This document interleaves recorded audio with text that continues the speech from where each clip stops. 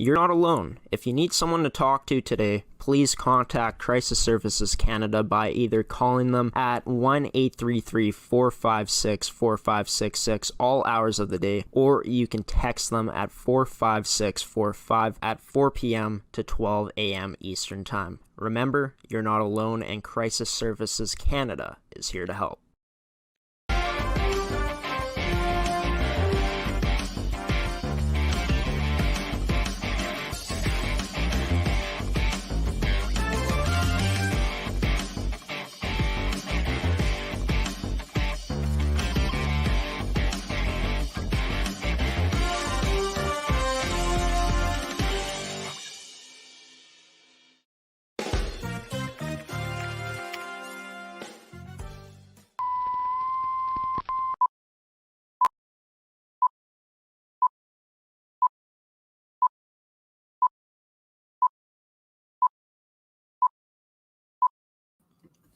Good evening, everybody, and welcome to this Thursday night edition of Coffee with Graeme on ASTV Productions. I'm your host, Graeme Forsyth. This edition of Coffee with Graeme is brought to you by Evolve Green, AETI, Toby Hockey, Case Financial Group, and our good friends over at Pilot-Mound Hockey-Academy. Hopefully everyone has had a safe and nice Remembrance Day. Hopefully you guys had a chance to tune into the ceremony that was being shown on CBC, and hopefully you guys just had a day to relax and chill a bit, and enjoy watching the snowfall here in Manitoba. It's been crazy these past 2 days, just the amount of snow that we've gotten, from where we were about a week ago to where we are now. Seeing the snow on the ground, it's pretty crazy. Just means that the year is chugging along here. Christmas is that much closer, which is a nice thought to have. But 3 guests will be joining this edition of Coffee with Graeme, and starting off with a new segment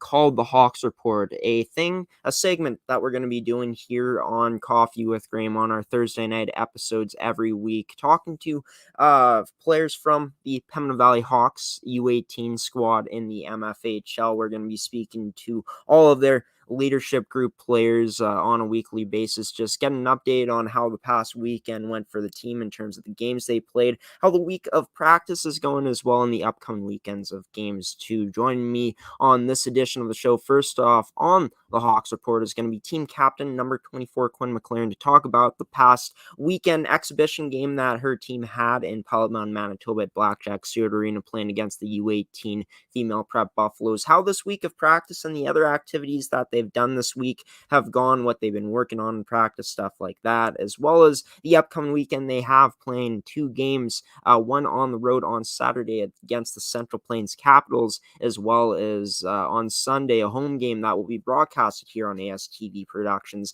against one of the top teams in the league in the Yellowhead Chiefs. So without further ado, let's run the intro of Coffee with Graeme and bring in team captain Quinn McLaren, number 24 for the Pembina Valley Hawks, on the first ever edition of the Hawks Report here on Coffee with Graeme on ASTV Productions.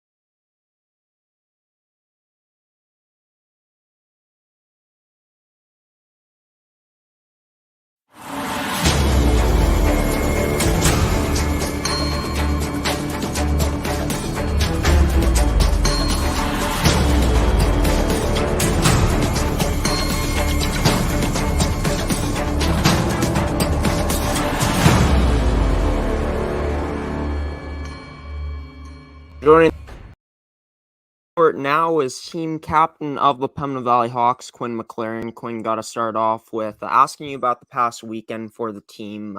Game you guys played against the Pilot-Mound U18 female prep Buffaloes in Blackjack Stewart Arena in Pilot-Mound this past Sunday. You guys ended up getting a 3-0 win. Just overall, how happy the team was with the result of that game this past Sunday. Yeah, that obviously I didn't play much, but overall as a team we played really well, dominated most of the game. So everyone was pretty happy with how they played after having a week off. And Yeah. yeah, the dressing room was really good after the game. It's good to hear. And, before we started, you said that you'll be ready to go for this upcoming weekend of games that you guys got, which we'll get into in just a bit here. But, what exactly happened on that play for you to take that hard spell into the boards and for you to exit that game? I was kind of caught off balance, and then I hit the boards pretty hard, so just impact kind of knocked the wind out of me, and my knee really banged into the board there, and kind of everything was sore. But I'll be back for this weekend. So you're feeling a lot better after that happened. How long did it take for you to get back to, getting on the ice for the team? Was it right away? Yeah, I was skating on the ice on Tuesday's practice. It wasn't 100%, but still skated. The next morning was pretty sore. Everything, my chest, back was pretty bad.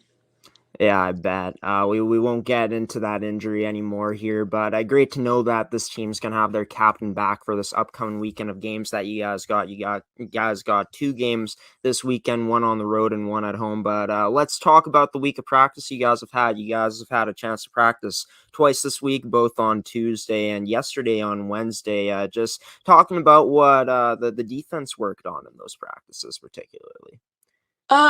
So on Tuesday's practice, we did lots of passing drills and power play. We worked on that because our power plays hasn't been the greatest, but we're working on that. So we didn't really split up defense forwards. We kind of all just worked together, so that was good.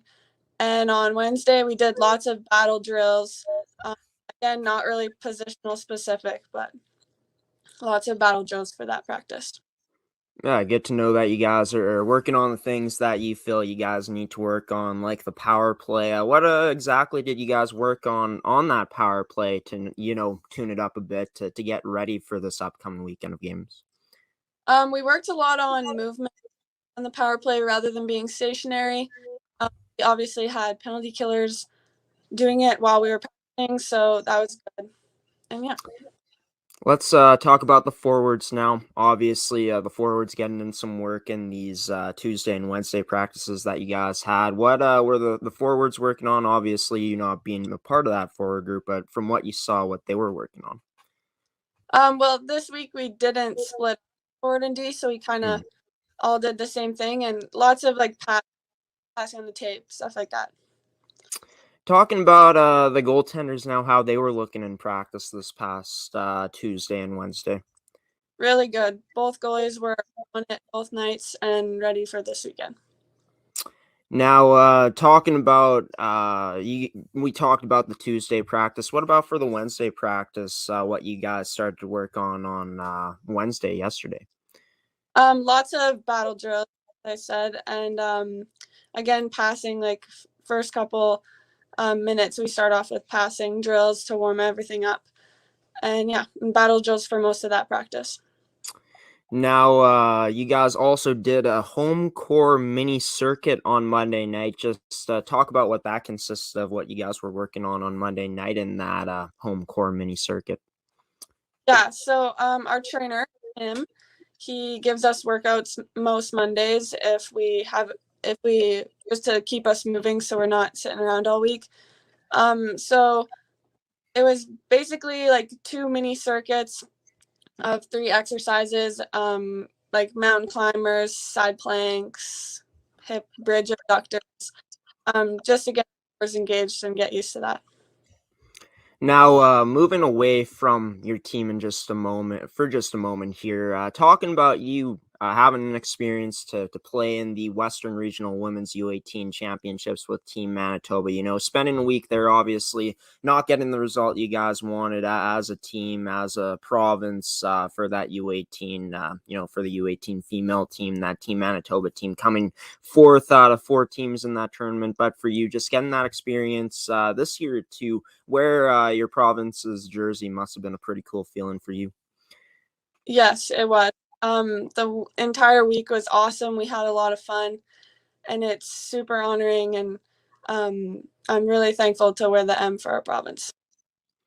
Now, after a week of that, playing against the best U18s from the three other provinces, Team Alberta, Team BC, and Team Saskatchewan, playing with the best U18 female players from Manitoba, as you had a chance to play with them. What are you, taking away from that experience into using later on in the season here, coming up this season, in this weekend of games, and just moving forward in the year with what you took away from that experience of playing for Team Manitoba this year?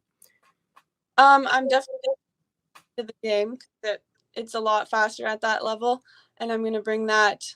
Me and Abby both. We're gonna bring that to AAA and bring that to this weekend's games, especially. And like I played a leadership role on Team Manitoba, and just continuing with that onto the Hawks as well. Talking about the feeling in the dressing room. Of course, you said the feeling in the dressing room was really positive after that last game against the U18 female prep Buffaloes. Just talking about what the feeling has been around the dressing room this week. In the dressing room with the practices that you guys had. Just heading into this weekend against Central Plains and Yellowhead. Yeah, it's always good to have a win on Sunday, and then everybody's really happy at practice and excited to be there. So I'd say the dressing room was always positive, no negativity on our team. So that's really awesome. And everyone's just excited to play again this weekend. Yeah, for sure. And a really good positive vibe in the dressing room, a key part to any team's success out there on the ice, right? I feel like you guys know that better than anyone. Talking about the cardio prep thing you guys got tomorrow, what exactly is that? What it consists of? What you guys will be working on tomorrow night on Friday? So that's just to get us prepared for our weekend's games. So it mainly consists of stretching and some quicker movements like jump squats or split squats, just to get our legs moving and get us awake and ready for the next day.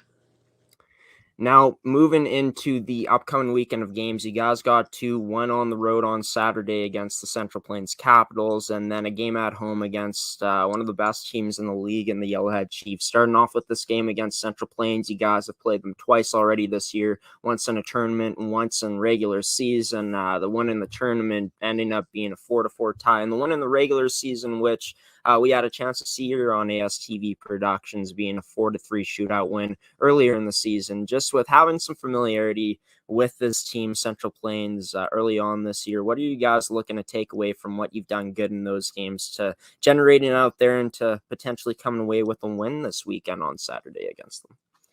Yeah, so Central Plains, that'll be a good game. They're pretty even to us, so we'll need to keep up the speed and bring the pace and, make our passes and play the body because they're a physical team. And then right after that on Sunday, after that Saturday game, you guys play against the Yellowhead Chiefs. You guys have only played them once so far this year, back on October 16th. 5-3 loss. You guys kept it close throughout the whole game, 3-3 tie heading into that third period, and then they pulled away with two. Looking into this game, knowing that this is one of the top teams in the league, must be a lot of excitement for you guys to try to go out there and try to take them down this time around. What's going to be the key to taking down this Yellowhead Chiefs team come Sunday at home? Definitely we'll need to bring the speed pace because Yellowhead's a fast team and they're big and they like to play physical too, so we'll need to match that. But yeah, if we play our game, we'll compete with them just fine. What do you feel went wrong in that third period the last time that you guys played them? Because, of course, you guys were tied 3-3 heading into that third period, and then they ended up getting 2 goals of their own to seal the deal and get a 5-3 win. Just, what exactly happened in that third period back then for you guys to end up losing that game to Yellowhead? I really didn't feel the third period was too much of a difference. It was a pretty high competitive game the whole game. Maybe just a couple mistakes here and there, and then it ended up costing us the game, but those always happen. So Yeah, for sure. It's just going to be you guys trying to, get a bigger step on them in that third period for sure this time around if it is a close game heading in, and going to be an exciting game to see on Sunday against the Yellowhead Chiefs. But last time you guys had a full lineup, almost a full lineup, except for Jeanette Grenier being out with an injury. This past Sunday game against Pilot-Mound, of course, Tria Enns was also not in the lineup. What's going to be the lineup looking like heading into this weekend? Are you guys going to be at a full strength, full roster this weekend coming up? Yes, for the first time this year, we'll be playing with our full team. How nice is that going to be to just have all the girls together to have a full lineup? Yes, it's going to be awesome. We've waited for it for a long time, so it's exciting. Well, it's finally here for you guys. You guys are going to be fully loaded heading into this weekend against the Central Plains Capitals and the Yellowhead Chiefs. Quinn McLaren, team captain of the Pembina Valley Hawks, joining us here on the first ever edition of the Hawks Report here on Coffee with Graeme on ASTV Productions. Quinn, best of luck to you and your team in these two games this weekend. ASTV Productions will be in Morden on Sunday to watch that game against Yellowhead. Going to be a good one. You take care and enjoy the weekend. Yes, thank you.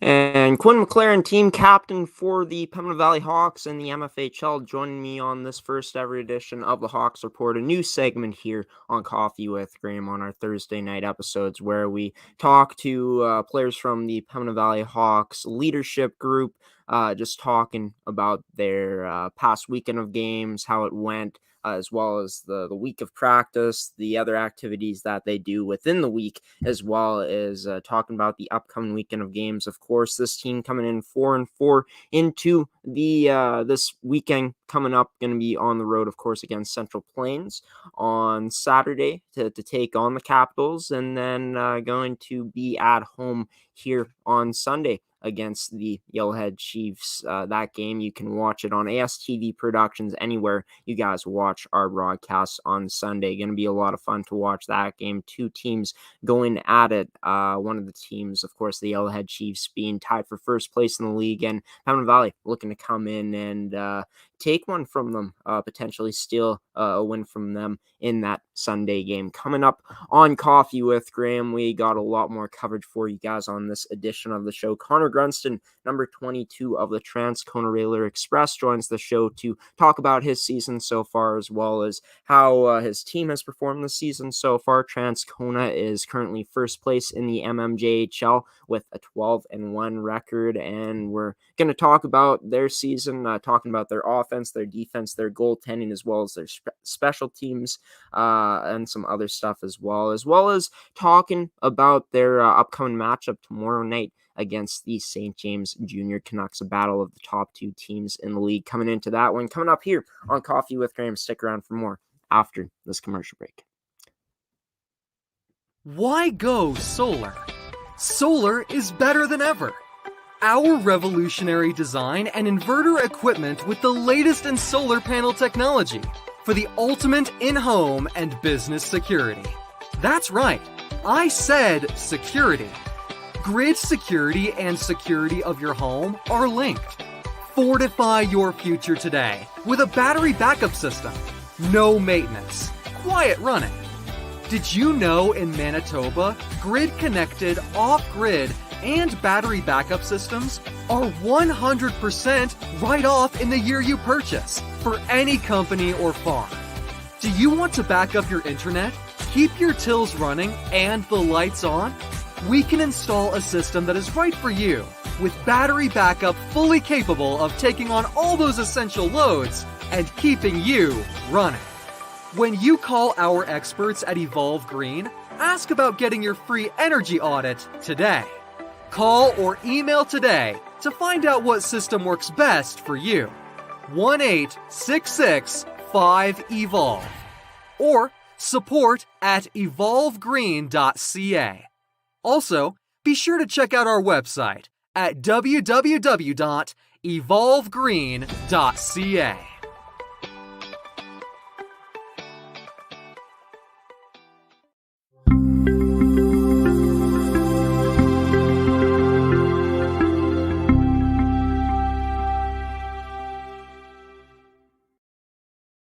Zone now is MMJHL points leader Conner Grunsten, number 22 for the Transcona Railer Express. Conner, got to start off by, just talking about your strong start to the season. Of course, you were named MMJHL Player of the Month in October with 18 points in 10 games for that month. Just how pleased have you been with how you've been able to get off to such a strong start to this season this year in 2021-2022? I'm pretty happy. I mean, I started off pretty slow with the first couple of games, only getting a couple points, and then there was 2 games where I didn't get any. But my usual line mate got hurt, so I got switched up, and I've been on a different line. So it took a couple of games to work, but now we've really been working good together, so I like it. What line have you been playing on so far this season since that switch happened? I've been playing with our captain, Matsumoto, and then our second-year forward, Evan Chudley.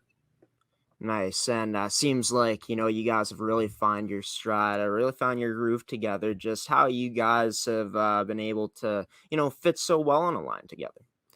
Well, it took us a bit because we've never played with each other, but then now we all bring different things to the table. Like, they're both fast and they work hard, and then I'm good in the offensive zone, so it all just kind of works together playing with them. Of course, the fit of your game, the mold of your game is being a power forward, obviously strong in the offensive zone, but this team has been very good in the defensive zone as a team in general this year. Talking about your game, you're playing the defensive zone so far this year. How pleased you've been with it? Still kind of as always. I've been trying to work on it a bit better, but I mean, I think I've gotten a lot better. I don't get scored on too much, so I think I'm doing as much as I can. I mean, I could probably do a bit more, but otherwise everyone helps me out, so it's not too difficult. Yeah, for sure. It's great to always have that great support like you guys have around you so far this year. But let's dive into your game in the offensive zone. Obviously, 14 goals, good goal scorer throughout 12 games, having 14 goals, 10 assists as well. Just talking about how you feel like at this point in your 5th year in the MMJHL, your game in the offensive zone is really coming together. I mean, it does have some skill to it, but I feel like I always just kind of know where to be, and I can always see the play before it happens. So that always helps me out getting the puck in the open zone so I can just create a goal or score a goal. Now, moving into the team this year, you guys are 12-1, 62 goals for, 19 goals against, currently on an 11-game win streak. And since that loss to River East, the Royal Knights, earlier on in the year, I believe you didn't play in that game. I'm not too sure. Yeah. But, talking about it, just how this team has really turned things around and are now on an 11-game win streak. The good things that you guys have done during this win streak to, have the success of getting in the W in 11 straight games. Mm-hmm. Well, I mean, you could tell with the guys after the loss because I wasn't there. You could tell that it hurt them a bit because they thought it could have been a perfect season or something along the lines. So you could tell that they really wanted it more, and I always wanted it. So, I mean, I think they all just got together after that loss, and we all just thought what they could do better, what we could do better, and then it came to this win streak. So we've all been clicking good together, and I think we got it figured out. And of course, that expectation heading into this year with just how many returning guys you got back and how things have been building throughout since you've been here has been that expectation to win the championship. Just with that mindset coming in, how different have things been this year compared to other years, just knowing that you guys have this great chance now to potentially win it all this season? Mm-hmm.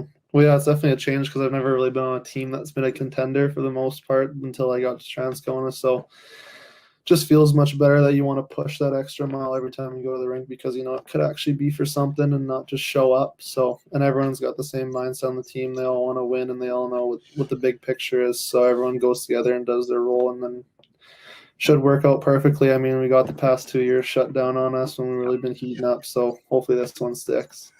Yeah, no doubt about it. Fingers crossed that you guys are able to continue to play this season. It's looking like that's a pretty good chance of happening with just, the vaccination status here in Manitoba. Yeah. And, talking about it, going into those 62 goals for it, it just hasn't been your line and you scoring the goals, but overall 15 different goal scorers on the team so far this year. Do you feel like that could be one of the team's biggest strengths this year is just the depth heading into the latter parts of the year, especially come playoff time when depth is going to be so apparent for you guys?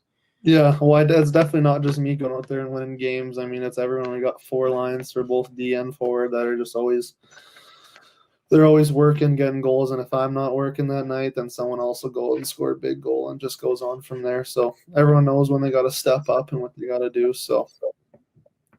Yeah, for sure. And looking at the defensive side of things, the two players, the two goaltenders have been very strong for you guys this year. Justin Powers, along with a rookie of the year, winner in Dylan Arnold. Both goaltenders have been looking very good for you guys this season. How much confidence do these two goaltenders give you guys night in and night out, knowing that even if there are those defensive zone breakdowns, you guys can rely on them to make those big saves? Yeah, it's definitely really nice knowing if you make a mistake, it's not always going to cost you because you got those two guys in net either night. So it's nice to have something to fall back on, because if you make that mistake, you don't want to be it costly. So it's nice to know that those guys are on the back end every time. So it really brings confidence towards our team too, having those guys in the pipes.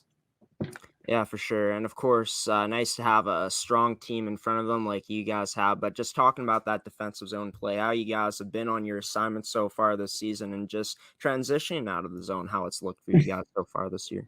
Yeah, I mean, our defense are really strong too. We got two good guys, Burkheide and then Conrad Solipa. They could both move out quick, so they always kind of get the play started, and it starts from them. I mean, I guess it goes unnoticed because it's kind of in our zone, so maybe they make the first most important pass, but a couple more passes to the goal, but it doesn't start if they don't give us that good pass to get out. So yeah, it's really up to them, and they kind of start the play off for us, which gives us a good chance. So. Special teams has been very apparent for you guys so far this year. The power play operating at a high level once again, 24.2%, third in the league. A top 3 power play, as well as the best PK in the league so far, 90%. It's been outstanding. Just speaking about how you guys have been able to continue your great success from the past season last year in those 5 games in that short season into this year, into being good on the power play and being effective on the PK, as well as it's the best PK by percentage in the league at this point. Yeah, I mean, our power play, we didn't lose any guys from last year, so we're both pretty strong and we all know what to do. So it's pretty simple when you go out there, and our coach knows he can just send out whatever line and they should be able to put one in. So, I mean, he doesn't have any pressure with picking a better one because we're all pretty even. And then, yeah, our PK is pretty crazy. I mean, definitely want to break my stick a couple times in practice playing against them because they're definitely the best in the league by far. So, yeah, dive into what makes this PK for this team so special. Is it just the coverage, just that ability to be aggressive on the PK? What exactly comes down to it with you guys being so effective on the power? I think they, I mean, for the most part, they don't go too aggressive, run around. They all kind of know exactly where to be. So, and lots of them, they all put their body on the line every night, and every time they get that one loose puck, they're always able to get it out. Like Kyle Lamont, he's the best penalty killer I've probably ever played with. So every time he's out there, it's like I don't even really need to watch because I know he's just going to get it out. So. Now, of course, having fans back in the stands, massive just to see that this year, knowing that we're back to some sort of normal. You guys are undefeated so far at home. Just how nice has it been to have that support you guys have had, having fans in the stands back when you guys are playing at home at East End this year? Yeah, I mean, back when there was no fans, I mean, you score a goal, it's just kind of whatever. But when you got those people hyping you up and you know that they're there to watch you and watch your team, so it definitely brings a lot more to the rink every time I want to play. So, yeah, I get pretty excited when I see the big stands, that's for sure. Even on some of our road games, we got more fans than home teams. So, yeah, for sure. And, not only are you guys skilled out there on the ice, but I assume the dressing room, you guys are a pretty tight-knit group. Just talking about this year's group, how you guys have been able to come together and, bond in the dressing room this year around. Yeah, for sure. I mean, we've been through a lot. So, I mean, since I've been here, the boys have gotten like pretty close. I mean, and no problems in the room ever, and no one ever gets like upset if one person doesn't go out or if you have to push down on the lineup for the next shift. I mean, everyone just knows their role and everyone knows when they're going to be out there and when they're not going to be out there. So really helps having everyone understand and everyone be so close that they all just want to win as bad as the next. So really helps. Yeah, for sure. Having a great, tight, close team, off the ice, definitely translates into a lot of success on the ice. And I feel like that's been pretty apparent this year, especially in the last 11 games of you guys have not dropped a game in those 11 games. But, a huge test coming up for you guys, going up against the second hottest team in the league on Friday in the Junior Canucks, the St. James Junior Canucks. They got the most goals in the league so far at 68. Pretty good defensive team as well, fourth least goals against in the league at 38 right now, going up against a team like St. James, who's been playing very well as of late throughout their last 8 games, not dropping a loss in those 8 games. What's going to be the mindset going up against St. James, as this will be your guys' first game against them this year at this point? I think we just got to treat it as every other night. I mean, the jitters are always there. Like when we went to Pembina Valley on the road, it's hard to play at their arena. So I think everyone was a little bit like, oh, this is going to be the real test here. And it felt almost like a playoff game. So I'm really thinking it's going to be like feeling like a playoff game when we play St. James, and they got a good older team too. I played against lots of those guys for a while, so I know what they're capable of. So they're a pretty strong team. I think it'll be a good test, so I'm looking forward to it. Any players in particular you guys are looking to really key in on, or is it just going to be just the overall team you guys are looking to shut down up there? I mean, he hasn't really brought up much yet about any specific players in general, but I mean, if you block one guy out, like one guy, then I mean the other 3 are open. So I mean, it's just probably a full lockdown of the whole team because anyone could have their night. So I mean, it's not always one player; it's team effort. So I think we just got to have our eyes on everyone and be prepared for the big game. Yeah, no doubt about it. Well, Conner, great to have you here on the show once again. Excited to see if you're going to continue to be on that hot streak you are on right now of leading the league in points at this point in the season. And best of luck to you and your team tomorrow night as you guys take on the St. James Junior Canucks in a battle between 2 of the top teams in the league. Thanks for joining me here on Coffee. Yeah, perfect. Thanks for having me. Yeah, no problem. We'll talk again soon. Sounds good. And Conner Grunsten, the MMJHL's leading point getter, joining the show here on this Thursday evening. Well, he joined the show earlier in a pre-recorded interview at 5 o'clock. And yeah, great to talk to this guy again. I talked to him last season, looking at it. He's no stranger to putting up a lot of points in his career. And since joining the Transcona Railer Express, he's replicated the same success he had in that rookie season when he was with the Raiders Junior Hockey Club, where in his rookie season he put up 47 points in 40 games played. Looking at it when he ended up making that move to becoming a Transcona Railer Express player, he put up 26 points in 19 games with them. In the 5 games that he was able to play last season, he put up 14 points in 5 games. And then looking at this season, he's picking up right where he left off. 14 goals, 10 assists, 24 points in 12 games. Good enough for him to lead the league in points at this point in the 2021-2022 season in the MM. And of course, his team looking to continue their hot streak. Of course, they've won 11 games out of their last 11 games played, and going up against a team that's been playing very well, like mentioned, the St. James Junior Canucks tomorrow on Friday night, as St. James is currently second in the league, and they've won their last 8 games in a row. So that's going to do it for that interview in this edition of Coffee with Graeme. When we come back, I'm going to give a little intro for this week's edition of Seth's Inside Scoop here on the show. Thought last week would be the longest segment, and it would be standing as the longest segment of Seth's Inside Scoop for a while, but nope, we got a lot of games to cover again, and it actually ended up being the longest segment in the Seth's Inside Scoop segment history. So coming up after the break, going to introduce this week's edition of Seth's Inside Scoop here on Coffee with Graeme. Stick around for more Coffee with Graeme after this commercial break.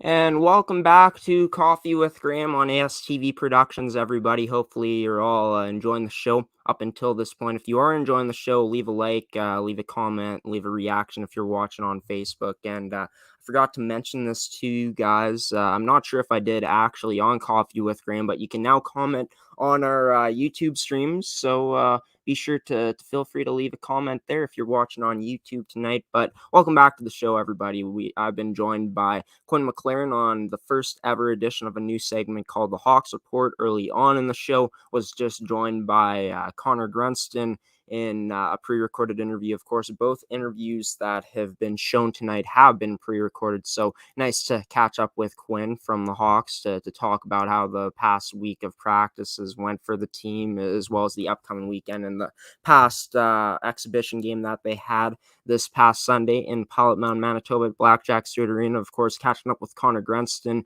the MMJHL's point leader to this point this season. Of course, a huge matchup for them coming up tomorrow night against the St. James Junior Canucks. And now we dive into this week's edition of Seth's Inside Scoop. Before the break, I mentioned that this is going to be the longest running time of Seth's Inside Scoop that we've done here on Coffee with Graeme so far. 7 games in total are going to be played this week/weekend on the network when we finish up the weekend, when we wrap it up. And 9 teams in total will be in action on ASTV Productions. 2 games have already been played here on the network. We'll get you the score updates and what happened in those games after after Seth's segment airs. But Seth Rach comes on the show on his segment, Seth's Inside Scoop, to break down and preview all 9 teams that are in action here on the network, including the U17 Male Prep Buffaloes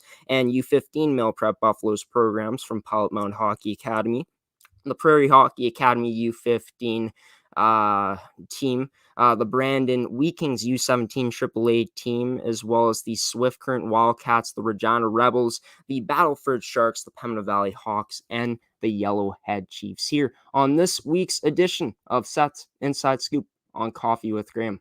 Enjoy, everybody.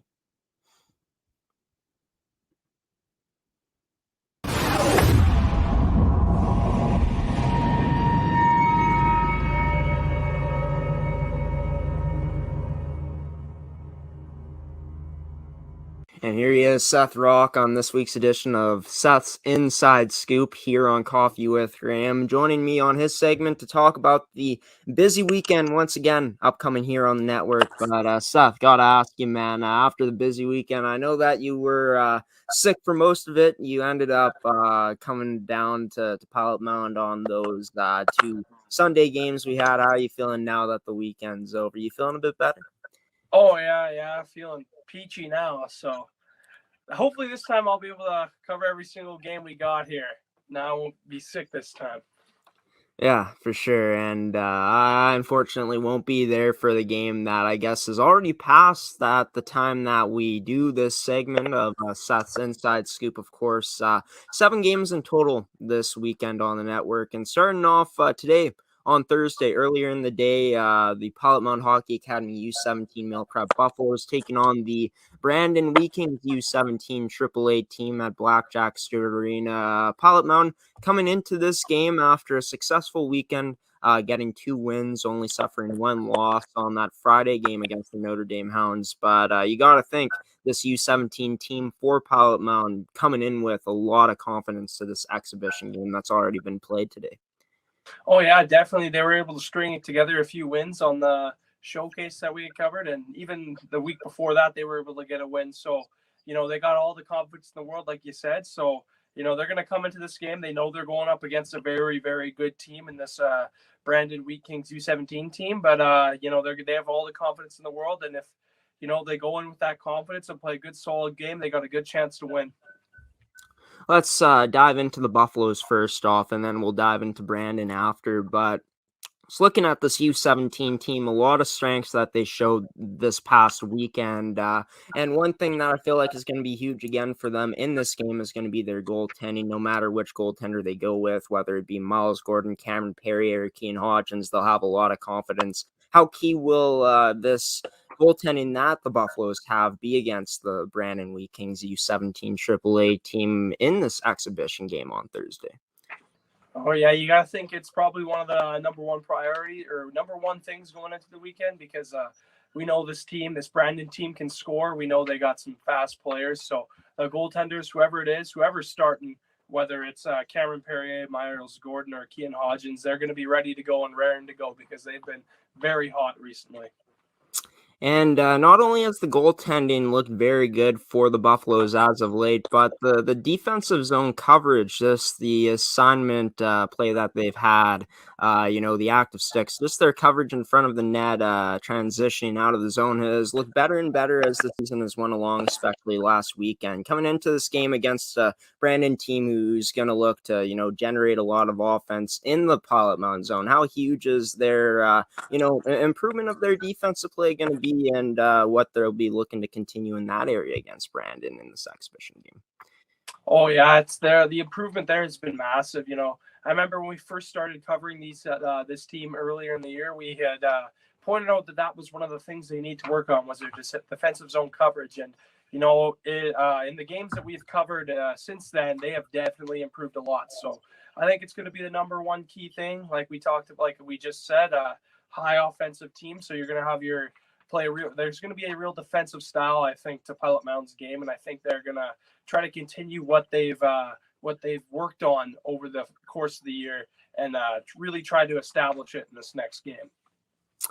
And yeah, the passing, just the tape-to-tape passes for the Buffaloes has looked a lot better. They've looked a lot more confident with the puck as a group as of late, especially. But going into the offensive zone for the Buffaloes, a big thing that we've noticed is that forecheck has been really good for them. What do you see in their forecheck coming up this game against the Brandon Wheat Kings U17 AAA team in this exhibition game being for the Buffaloes this time around?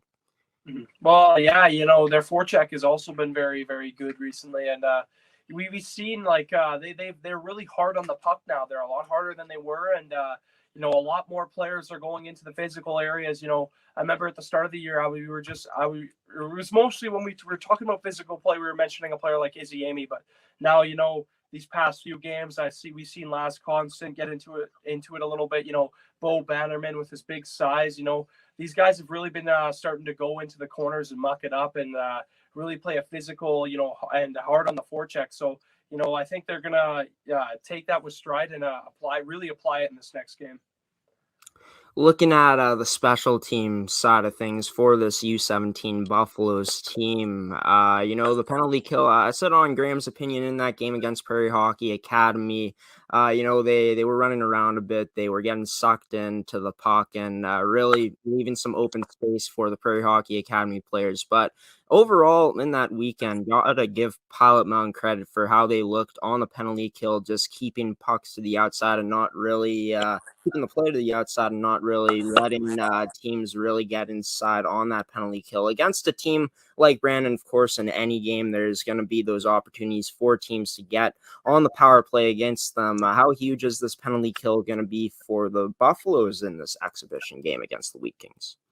I believe it's got to be big, and we seen they weren't able to get pucks out as much as they would have wanted to in these games, but like you said, they were keeping pucks to the outside, so that is a good sign. And they were really limiting shots on goal on their penalty kill, so that's a good thing. But one thing I think they do need to work on is just trying to get the puck more, trying to clear it out.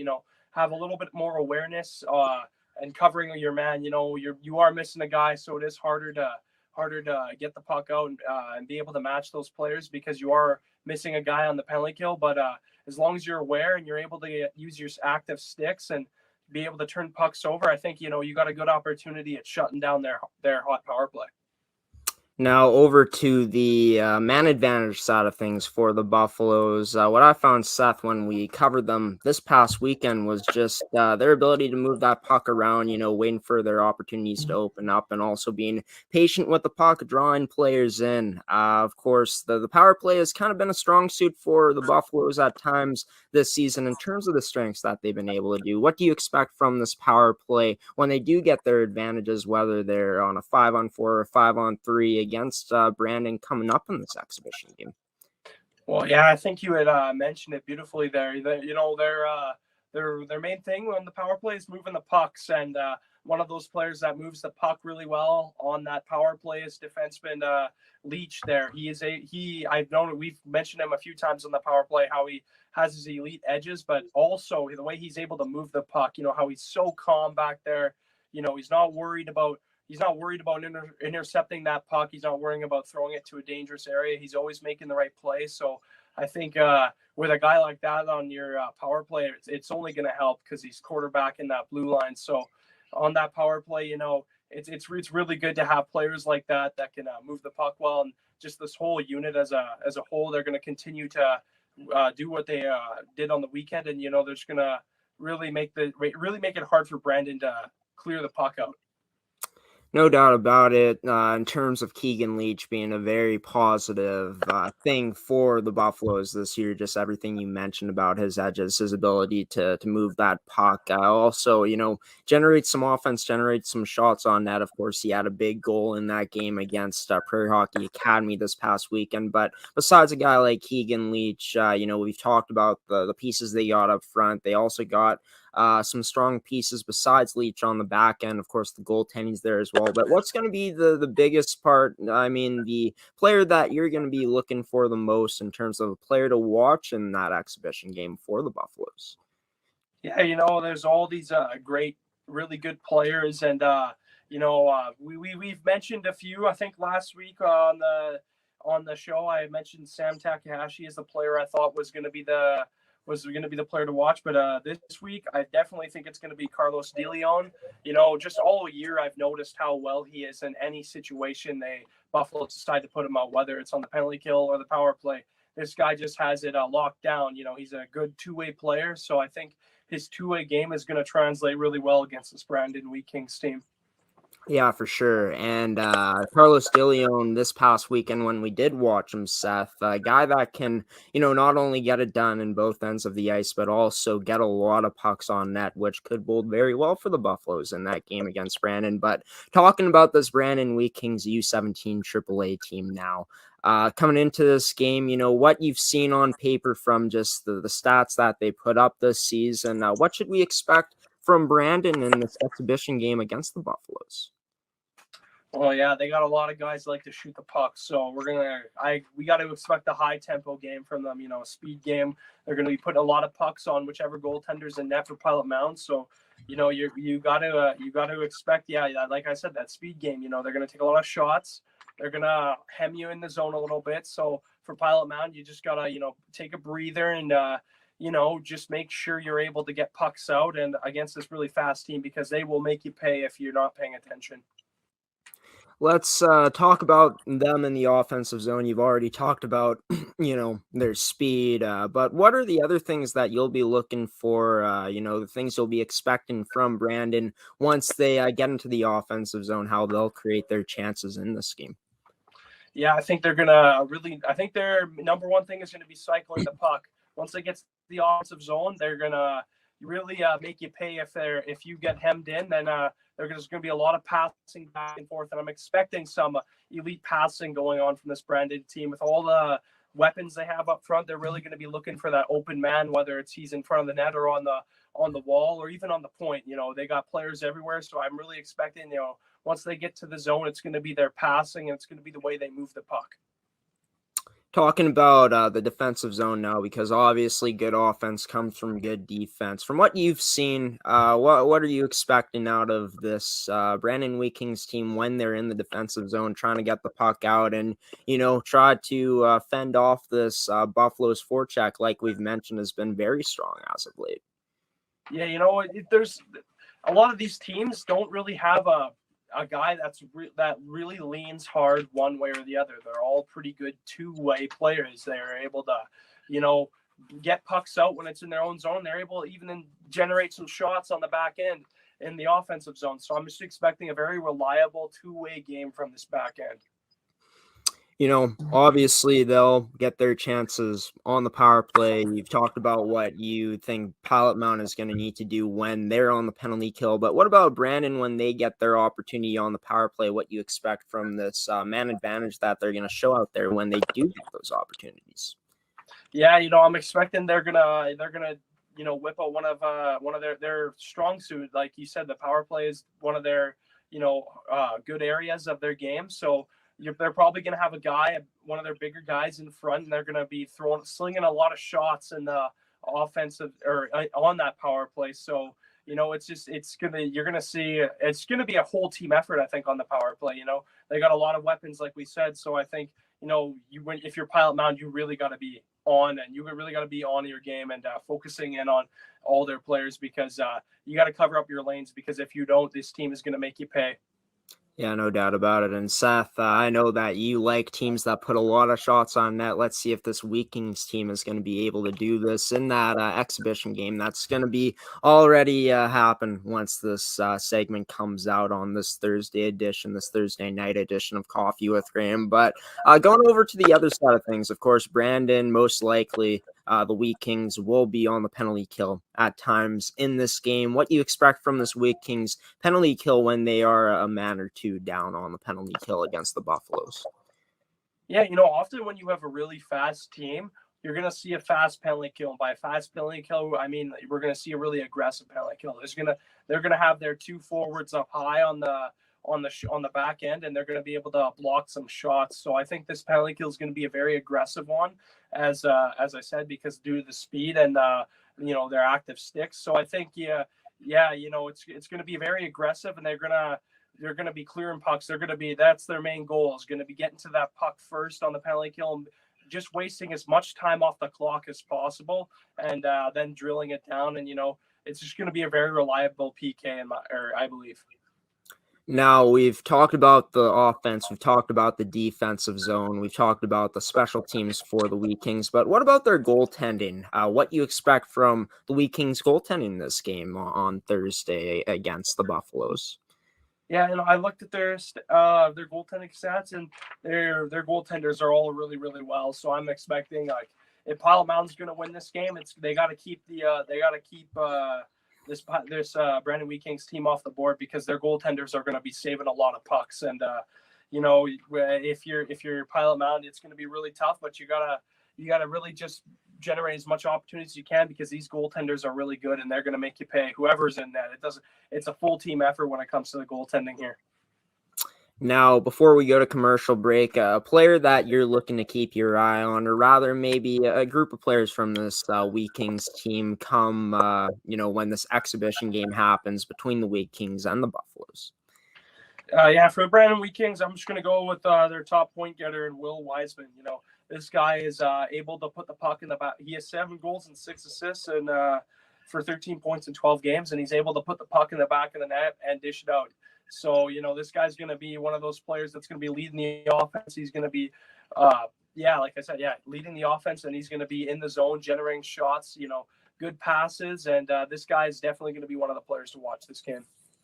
Well, going to be exciting to see if Wiseman is going to come out and do his thing against the Buffaloes in this exhibition game. Of course, you guys, I guess it's already happened by the time this has come out, but, hopefully you guys enjoyed the game once it's happened. Hopefully you guys tuned into it, and gonna be a fun one. Even though I won't be there, Seth Rach and Cody Wall will be on the call for that game, so gotta be excited about that, right, Seth? We're going to go to our first commercial break in this edition of Seth's Inside Scoop on Coffee with Graeme. Coming up, we're going to turn to another Buffaloes team, the U15 team, and talking about their upcoming weekend against the Prairie Hockey Academy here on Seth's Inside Scoop on Coffee with Graeme. Stick around for more after this commercial break.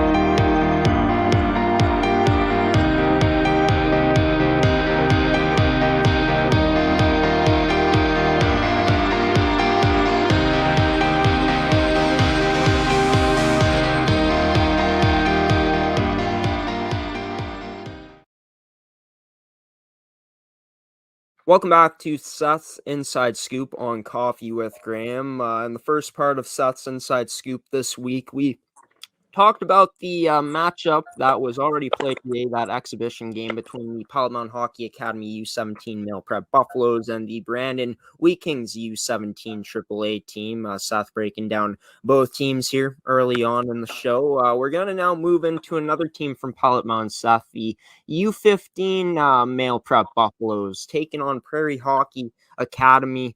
It's going to be Saturday and Sunday. Those games will be happening. Saturday, we'll see these two teams play in the CSSHL Game of the Month on the network. But the last time these two teams played is pretty recently. Last weekend, the Buffaloes getting the win on Friday in a 3-2 shootout win, and then losing in a blowout game 11-3 against Prairie Hockey Academy in Saturday's game. But looking at it, the Buffaloes coming into this game, looking to bounce back against this Prairie Hockey Academy team. What do you think the biggest part of their game is going to be in terms of them being able to bounce back and get the win against Prairie Hockey Academy, not only on Saturday, but on Sunday as well? Yeah, the main thing their team that they're going to need to do to be successful is it's going to need to be a full team effort. I think that's the key for Pilot-Mound in this one. Obviously, like you said, they suffered a bit of a blowout in that last game they faced Prairie Hockey Academy. So I think the whole team is going to had to have worked hard in those practices since then. And I think the whole team is going to need to come out aggressive and just all be on the same page in order to get the W in these next two games this weekend. Of course, from what I saw, Seth, I'm pretty sure you saw it too, but Bo Murray, team captain, was not in action in those games against Prairie Hockey Academy. When you're down a player like that, a player that's so significant like Bo Murray, their team captain, their leader, and honestly, I'm going to say it right now, he's been their best forward all season long when he has been in games. Guys like Liam Chartrand, Liam Tatuni, as well as a guy like the other guys that they got are going to have to step up in this game. I'd have to feel this weekend, Seth, in these two games. Yeah, definitely. Like I had said before, it's got to be a full team effort. But when you're missing a guy like Bo Murray, who I agree with you has probably been their best player so far this season when he's been in the lineup, it's been tough. But they just got to focus on the positives that they have seen this year. All the wins they've gotten because they played as a team. And I think, team play is really, really going to be something they got to focus on coming up this weekend. Yeah, for sure. And, looking at the back end side of things for this team, two guys that have really stood out to us when we've watched them is two guys that have played on the same pairing, guys like Carson Carrolls and Gage Sutherland. With them going up against the Prairie Hockey Academy team, who we know can put that puck in the back of the net, who's going to drive the offense at times in games. How huge are the play from both Carson and Gage going to be this weekend against Prairie Hockey Academy back there? Oh, it's going to be massive. Both these guys are able to generate a lot of offense, and both these guys can also play really responsible hockey in their own end. So, and we know this team leans on those two guys to, play in pressure situations like whether it's offense or defense. So these two guys, like always, are going to be one of the most reliable players on their team, and they're going to look to them to really lead the way this game or these two games. Yeah, it's funny you say lead the way, because these guys also do wear letters for this team. Two A's, one for Gage and one for Carson, of course. But, looking at it, this team on the special teams, when they get their opportunity, what are you looking for the Buffaloes, this U15 squad, to do against Prairie Hockey Academy when they're up a man or two on the power play?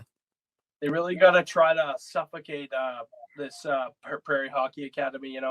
I noticed a few times with this power play, they sometimes like to pass the puck a little too much on the power play, and that's a good thing. Definitely passing the puck on a power play is a really good thing. But when you're passing it too much and you're, time's killing off and you haven't gotten a shot, it can sort of hurt your team's momentum a little bit. But what I think they got to do is just make sure they're generating some more shots in their power play. It doesn't matter where it's from. I think as long as you get those weird shots, bounce them off the pad, get some rebounds, or even just slinging it top corner, trying to go for those beauty goals, top shelf. No matter what it is, you got to get shots on net on the power play, and I think they really got to do that to be successful. Yeah, no doubt about it. Passing the puck around is nice, like you said, really trying to open up the lanes. But if you're doing all this passing and not getting the shots as a result of it, kind of a waste, like you've alluded to. But, them on the penalty kill, obviously, Prairie Hockey Academy coming in, they've proven that they can put up offense, right? Against this Buffaloes team, of course, that 11-3 game, definitely an indicator of that Prairie Hockey Academy their U15s won this past Saturday. But what are you expecting from this Buffaloes penalty kill when they do get down a man or two against Prairie Hockey Academy's man advantage when Pilot-Mound is on the penalty kill? I think they just gotta, take a breather before the PK starts. This team was able to, Prairie was able to put up quite a few goals in that game. So I think, in order for them to have a successful penalty kill is to, just breathe. Remember what the coaches tell you. Remember the system that you guys do, and just take it easy. Obviously when the play is going, you can't really be taking it easy because the puck's going to be moving fast. But just remember what the coaches said. Play it like you have cover up as many angles as you can. Try to block passes. Try to block shots when they do come. This is a very offensive team, so we know they're going to be taking a lot of shots. So just make sure you're not screening your own goalie too, because that can lead to some unfortunate goals on your own end. So as long as that play reliable in their own zone on the penalty kill, I think they got a chance. And it's no secret that this Buffaloes team, this Buffaloes program in general, has given up a lot of shots against us here. But for this segment, for this part of the segment, the U15s, in terms of their goaltenders, whether it being Keen Reeder, Pete Moreau, and net, what you're going to expect from these goaltenders, knowing that they most likely will be facing a lot of shots, a lot of pucks they'll see this weekend against Prairie Hockey Academy. Yeah, definitely. Sometimes when you look at their stats, it doesn't quite show how good they actually are. I've said this a few times about this U15 team. We all have mentioned this, how well we think their goaltenders are. It's just unfortunate, there's been a few games where they've lost by quite a bit. So I think the goaltending is going to be as important as always. They always can make a lot of saves. So these goaltenders are very reliable. It's just gotta, they can't get down on themselves. We've talked about, whatever team, whatever league we're covering, you got to stay resilient when you're a goaltender if you let in a lot of goals, and just keep your mind on the game. And as long as they can stay resilient, I think they got a good chance, because these two goalies are really good. Yeah, no doubt about it. And resiliency has been a theme for this U15 team this season. They could get blown out one game and come back strong the next game. And, almost and, most sometimes get wins out of the result of coming back and giving a strong effort. But looking at the player that you're looking to watch, would you say it's on the goaltending side of things, or would you say there's another player that you're kind of keeping your eye on for this team this upcoming weekend against Prairie Hockey Academy? There's a guy that you've mentioned quite a bit. There's a guy that you've called quite a bit when we're broadcasting those games, and I got to go with him. I'm going to say Liam Tatuni. This guy, like Carlos De Leon on the U17 team, he's a guy that can play in all situations. We've seen him be able to kill penalties. We've seen him be able to put the puck in the back of the net. So I think, if Bo Murray isn't in the lineup, I don't know if he is or not, but if he isn't, then this is one of the guys you got to look to put up some offense and really lead by example in the way he plays. Yeah, for sure. And a guy that has not only gotten top 6 minutes so far this season, but has had a chance to play on the top line. And when Bo Murray was healthy in the lineup, he had a chance to play on a line with not only Bo Murray, but Liam Chartrand as well. Definitely a guy that the Buffalo is going to be relying on heavily to get some offense going for them and to play in all situations and get it done for them this weekend against Prairie Hockey Academy. And speaking of Prairie, let's dive into them now. This is a team coming in that's only played 4 games on the year in the CSSHL regular season. They lost their opening game to Notre Dame 7-0, beat them in the second game 3-2, of course, last weekend against the Buffaloes, losing a 3-2 shootout game, and then winning in a big one 11-3 at Prairie Hockey Academy. Looking at it, not much playing time in the CSSHL regular season, but we know what this team can do out there, as we've seen on the stat sheet. What you're expecting out of Prairie Hockey Academy coming out against Pilot-Mound this upcoming weekend in these 2 games? I'm expecting a high octane offensive game for them. This team can really burn you if you're not ready for it, because they got some fast guys, they got guys that can shoot, they got guys that can pass really well, guys that will block shots, guys that'll do everything, whether it's in the offensive zone or in the defensive zone, and their goaltending is really good as well. This is a team by committee. They play by committee. It's the whole team that really can burn you in no matter what situation you're in. So especially offensively though, this team can really put up points. So you really got to be watching for them to score some early. And as for Pilot-Mound, they gotta play their game, because if they don't, this team will burn them. You bring up an interesting point, a team that can score by committee. When you're a coach like Cal Nixon for the Buffaloes, going up against a team like this that you got some familiarity against, right? You've played them twice already, but for Prairie Hockey Academy, how tough it is going to be for these teams, not only the Buffaloes, but other teams, to prepare for a team, knowing that they not only have one or two guys that can burn you, but a bunch of guys in the lineup. Yeah, it's really hard as a coach to prepare for that, especially if you this team, we all know what they can do. So you just got to go into it. You got to go into the game with a positive mindset. Don't go into the game worrying about what the score has got to be, because what's got to be on your mind is the play ahead of you. What are you going to do to shut these players down? And I think, if you can figure out how to do that, then you got a good chance at having it be a close game. But it's really tough with a team like Prairie because they got all these weapons. Yeah, and Prairie Hockey Academy, let's dive more into their offense. You're expecting a high-octane team out there on the offensive side of things. Breaking down, what you expect that high-octane offense to produce out there in terms of their chances, in terms of their offense this weekend. Yeah, I think it's no secret. I'm going to expect a lot of shots coming from them in this game.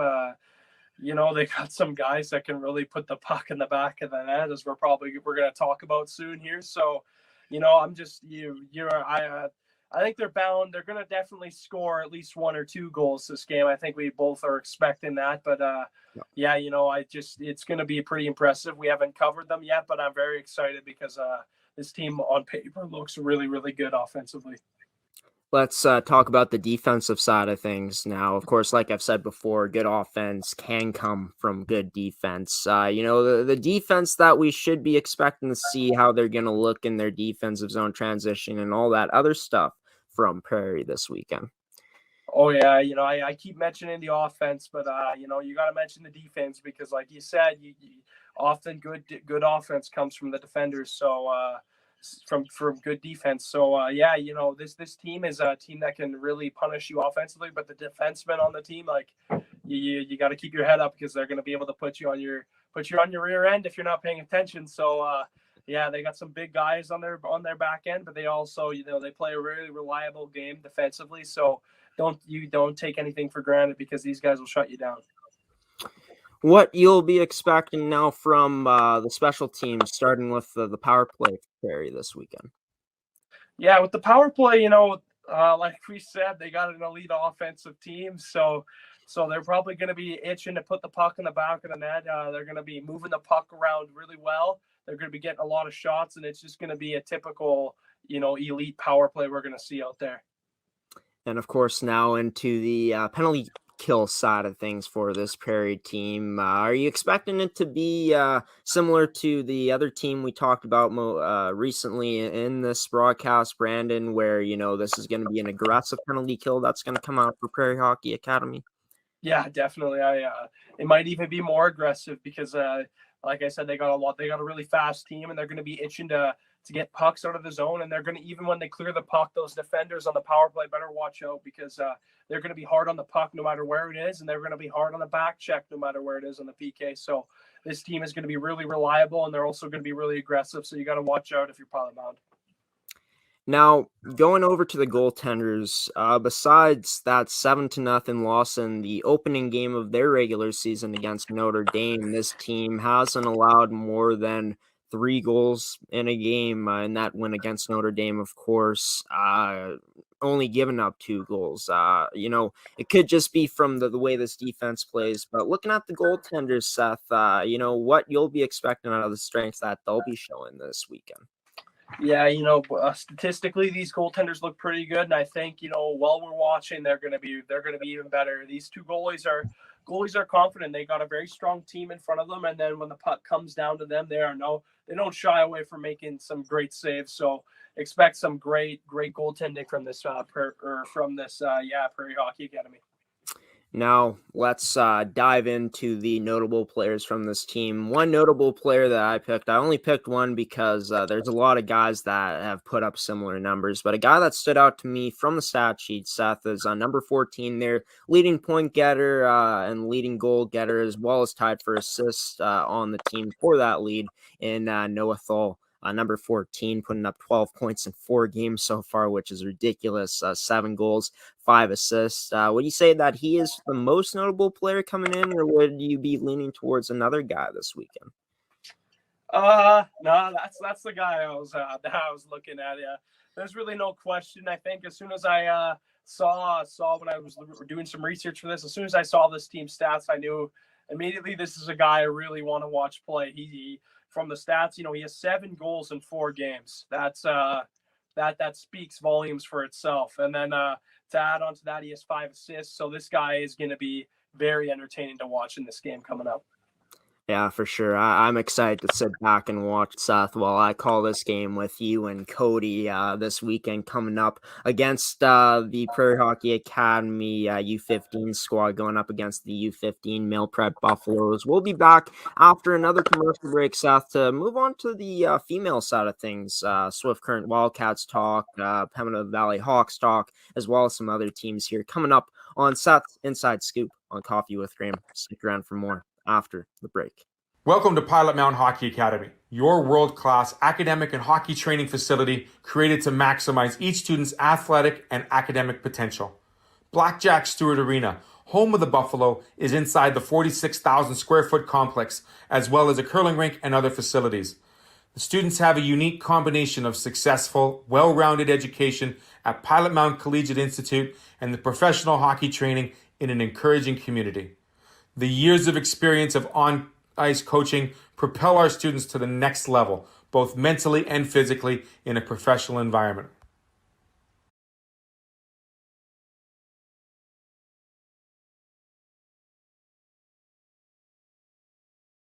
Welcome back to Seth's Inside Scoop here on Coffee with Graeme. In this week's edition of Seth's Inside Scoop, we've been talking about 4 teams so far. Pilot-Mound Hockey Academy's 2 teams, the U17 Male Prep Buffaloes, as well as the U15 Male Prep Buffaloes, as well as the Brandon Wheat Kings U17 AAA team, and the Prairie Hockey Academy U15 Male Prep team, the team that we talked about the most recent here on Seth's segment, Seth's Inside Scoop. Now we're going to move away from the male side of things and talk about the female side of things. The Swift Current Wildcats playing 3 times here on the network, all games being at home, of course.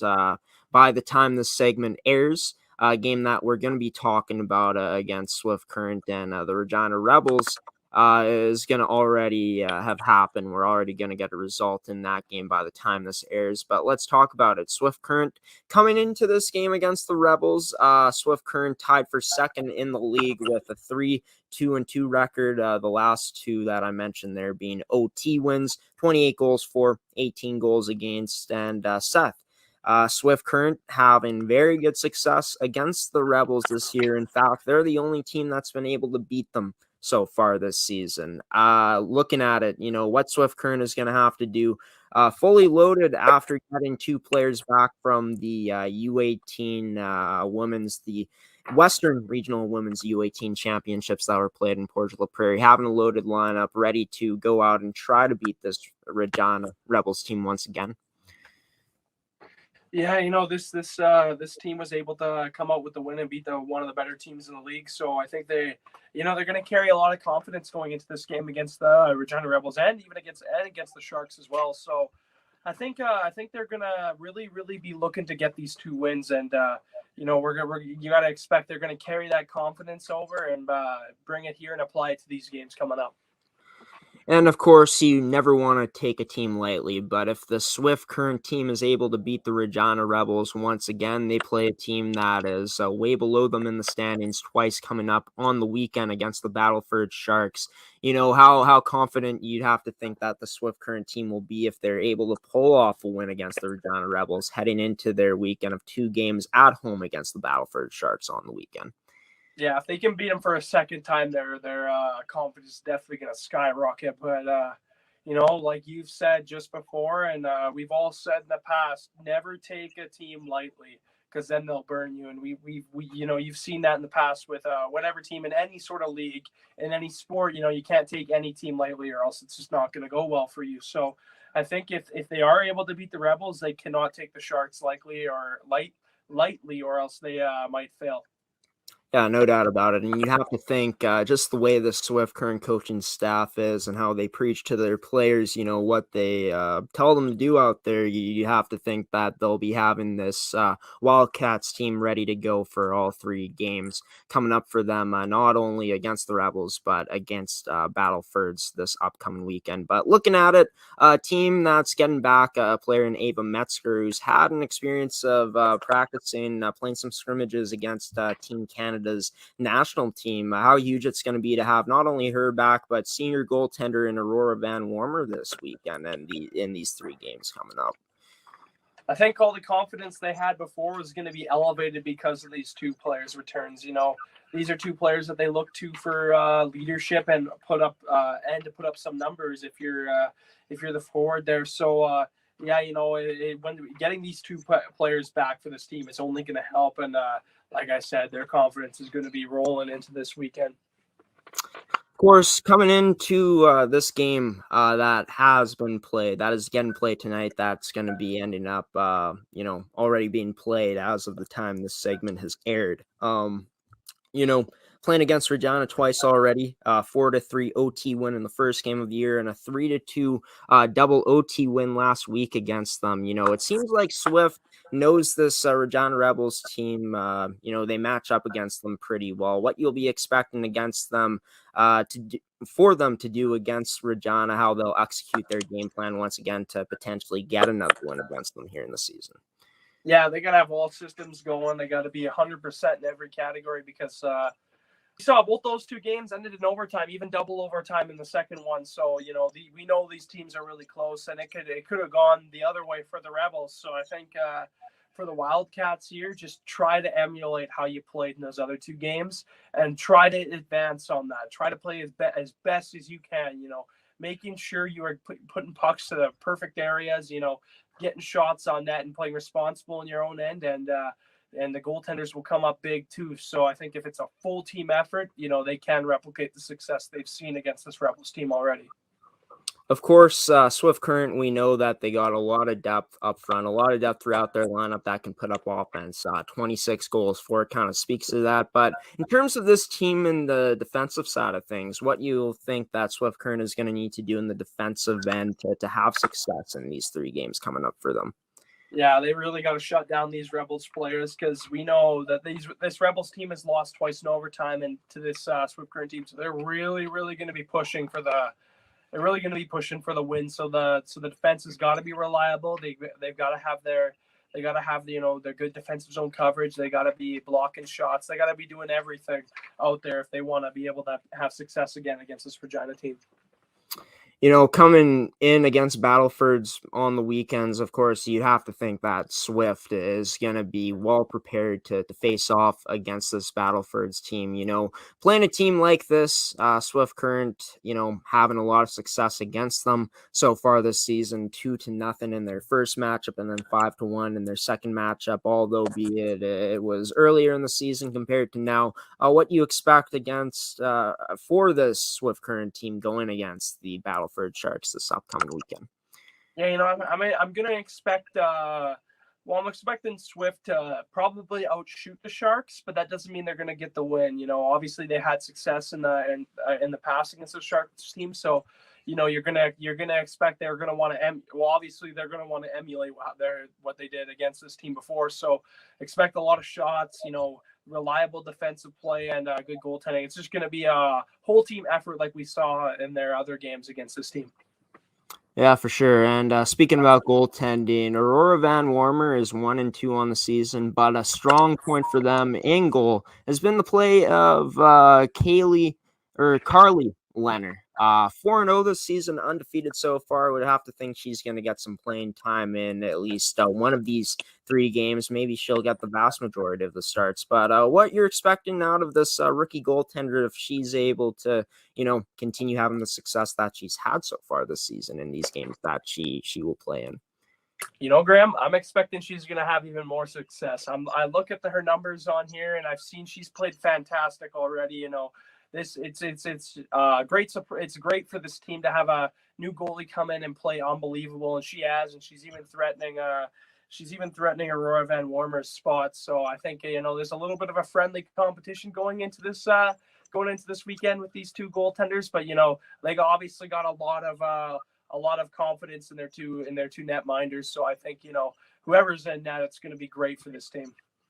Yeah, and always nice to know that a coaching staff is able to have confidence in not only a vet like Aurora Van Warmer, but a rookie goaltender as well. And Carly Leonard going to be interesting to see how they split the time this weekend coming up. I guess in these 3 games, we'll put it like that. But one more thing about Swift, player that you're expecting to shine in these 3 games, or maybe a player that you're expecting to really stand out in these 3 games.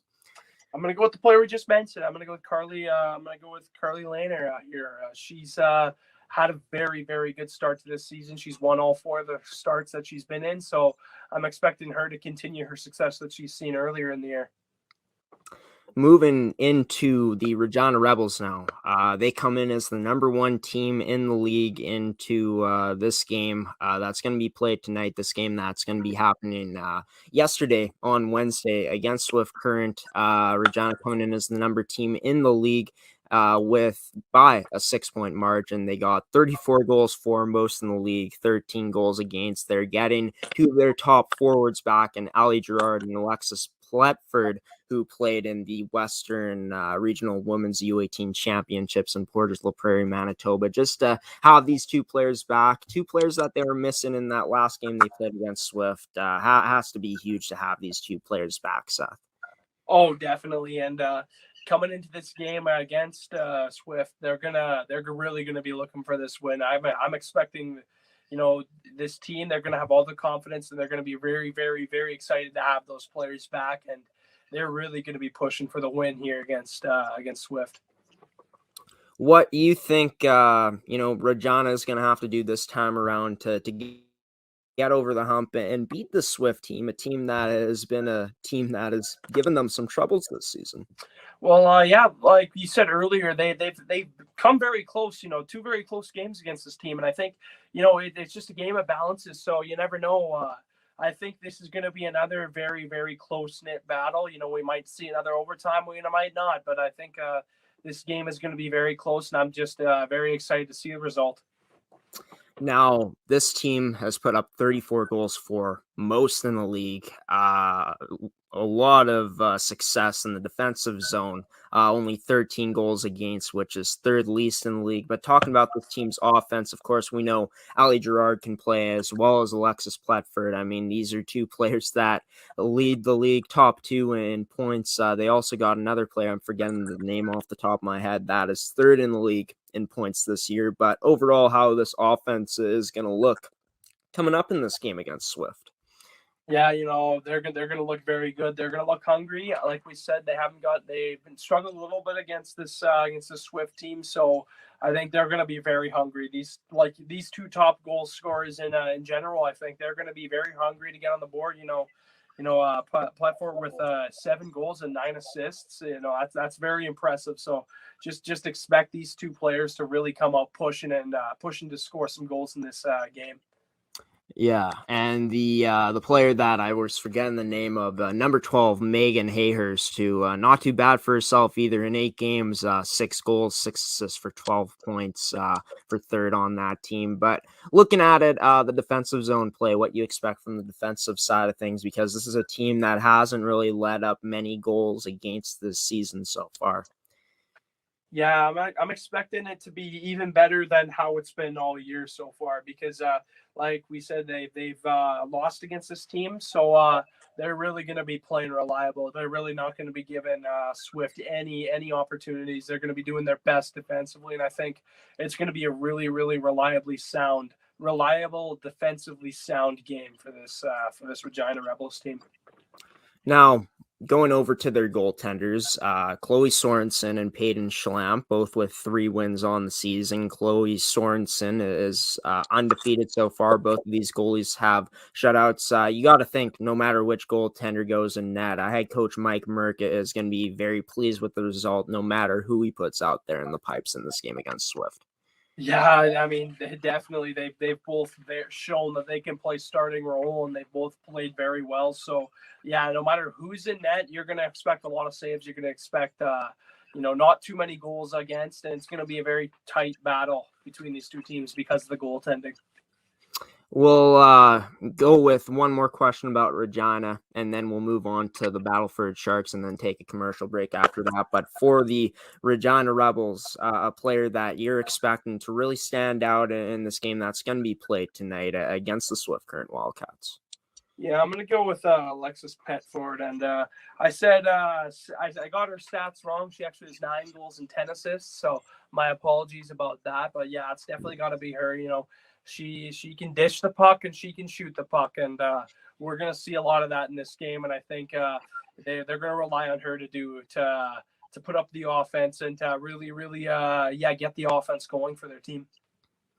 Yeah, for sure. And she's been, the number 1 point getter in the league so far this season, looking to continue it, especially after coming off playing against the best U18s, female U18 hockey players at that Western Regional Women's U18 Championships that was played in Portage La Prairie, Manitoba, the province where we're from here, Seth, which was pretty cool to see those players get an opportunity to do that. But the Battlefords Sharks coming in second last place in the league. They only got 1 win so far this season. They got 6 losses in regulation and 1 overtime loss. This team coming into the weekend against Swift Current, not sure if they're playing before, but currently on a 5-game losing streak. Not a lot of offense generated by them so far this year. A lot of goals against. What do you think that Battlefords is going to look to do to turn things around a bit, kind of turn the page and start anew here coming up this weekend against a team like Swift Current? Like you said, they haven't put up as much goals as they would have liked, but so to me, I think they're going to come in and they're going to take a very defensive approach. Now, obviously, they have quite a few goals against, but I think if they can execute their game well and they can play a nice defensive sound game, I think they really do have a chance. If they can get a win here, if they can put up a few goals in this game and make it close, if they can make this game close, I think it's going to bring a lot of confidence and might benefit their team in the future.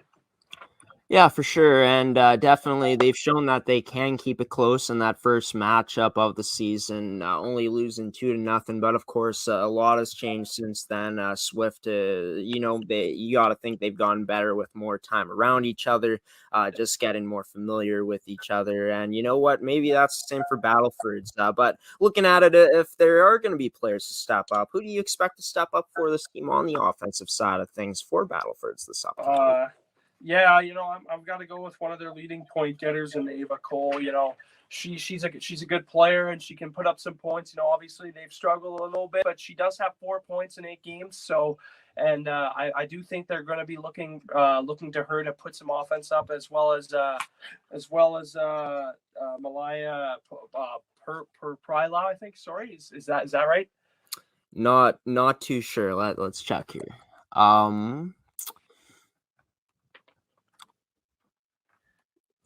You're talking about number 2? Yep, Michaela Pilot-Mound?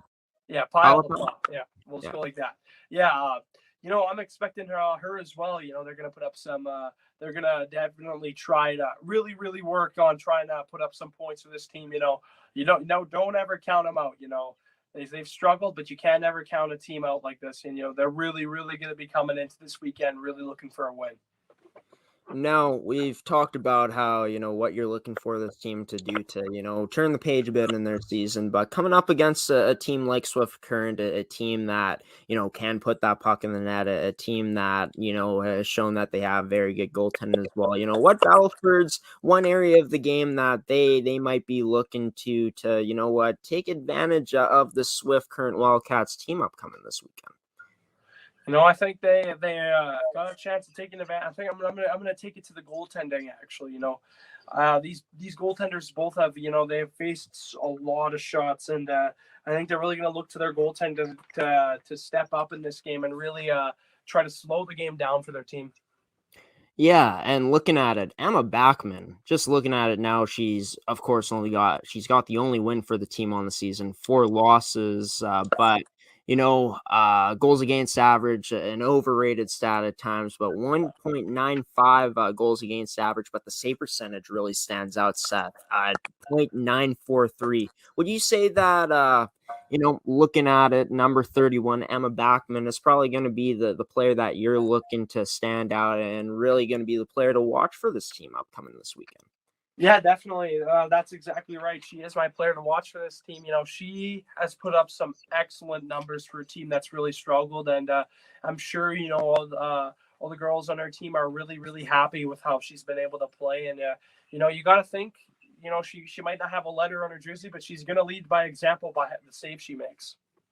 Yeah, for sure. And it seems like we've spent a lot of time together, Seth, which we have. And it seems like I can kind of read your mind who your player to watch is going to be here. Let's see if I can get it right. And these next few teams coming up here on this edition of Seth's Inside Scoop, we talk some Sask female hockey, but coming up, we're going to go back to Manitoba, the MFHL, a big matchup coming up for the Pembina Valley Hawks against a team that's tied for first place in the MFHL and the Yellowhead Chiefs. Coming up, we're going to break down, Seth is going to break down both of those teams on his segment, Seth's Inside Scoop, on this edition of Coffee with Graeme. Stick around after the commercial break for more of Seth's Inside Scoop coming up here on the network.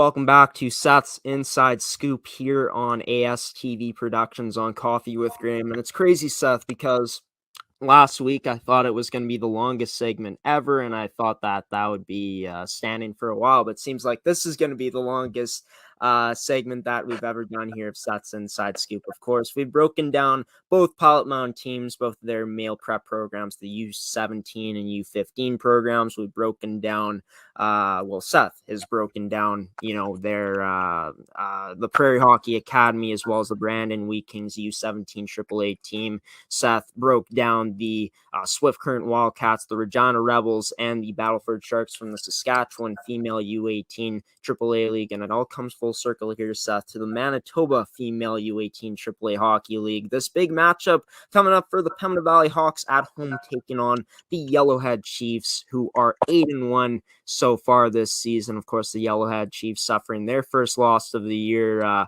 recently in the regular season, the last time that they played against the Westman Wildcats 4-1. But Pembina Valley coming into this game, the team we'll talk about first, 4-4, coming off of an exhibition win against Pilot-Mound Hockey Academy U18 AAA team in that exhibition game this past Sunday, 3-0.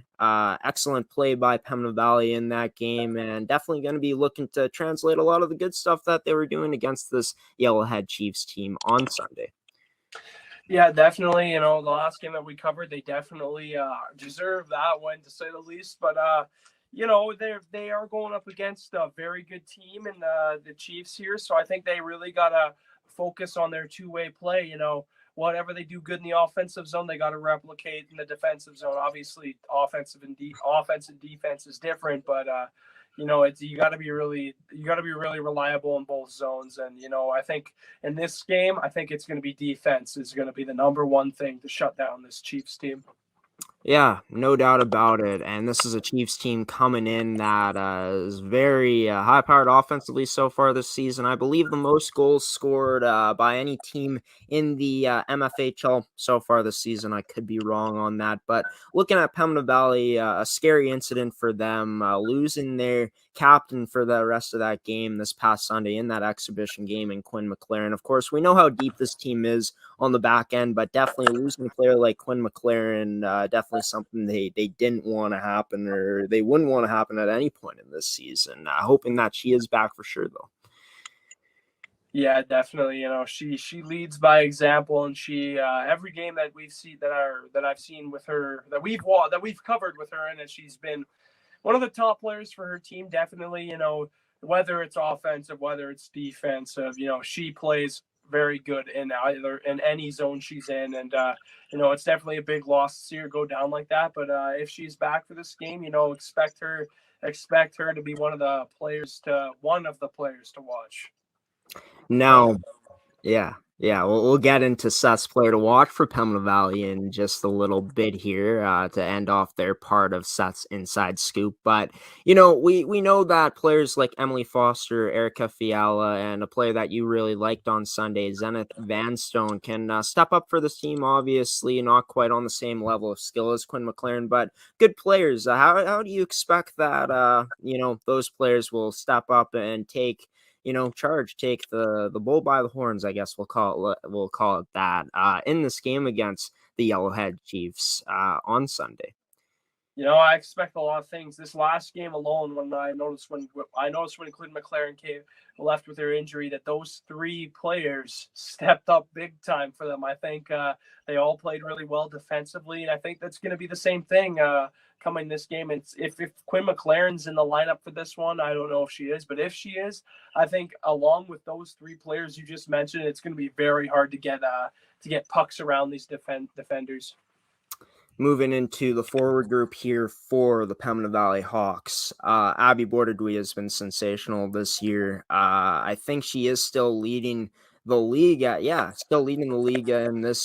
this point in points. We know what she can do, along with Cambry Martins, the Anderson girls, and Caitlin, and younger sister Jessica Anderson, Annika Braun as well, and some other really good players on this offensive squad for this Pembina Valley team. What you're expecting from these players and just this group in general coming up against the Yellowhead Chiefs?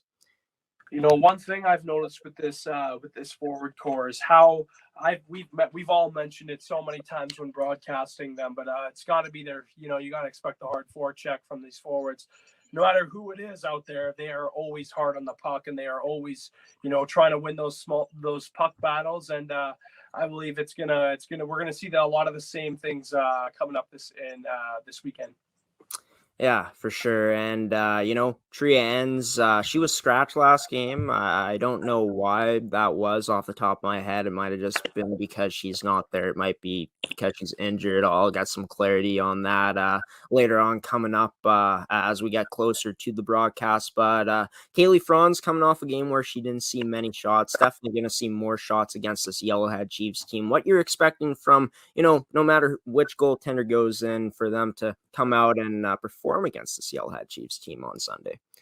Oh yeah, definitely. I think they gotta be at their top game coming this weekend, because we got a team, the Chiefs, that is very, very good. So you're gonna expect a lot of hard and fast shots coming towards them, and I think as long as these goaltenders are ready, I believe they do have a really good chance at beating down this Chiefs team.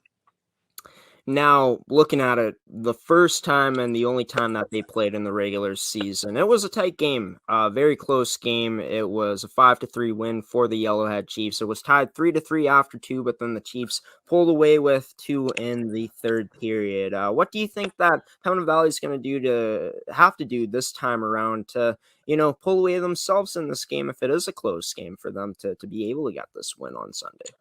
Yeah, I think the number one thing is they're going to stick with the game.